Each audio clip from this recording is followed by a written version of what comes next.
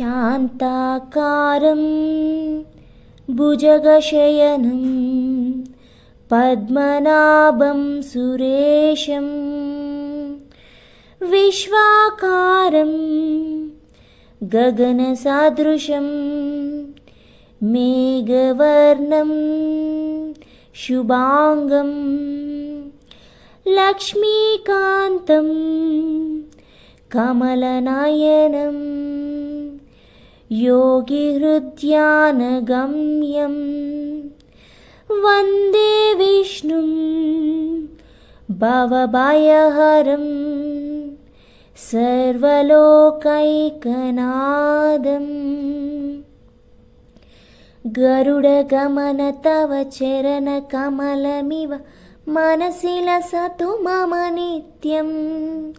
गरुडगमन तव चरणकमलमिव मनसि लसतु मम नित्यं। मनसि लसतु मम नित्यं। मम तापमपाकुरु देवा, मम पापमपाकुरु देवा, मम तापमपाकुरु देवा, मम पापमपाकुरु देवा।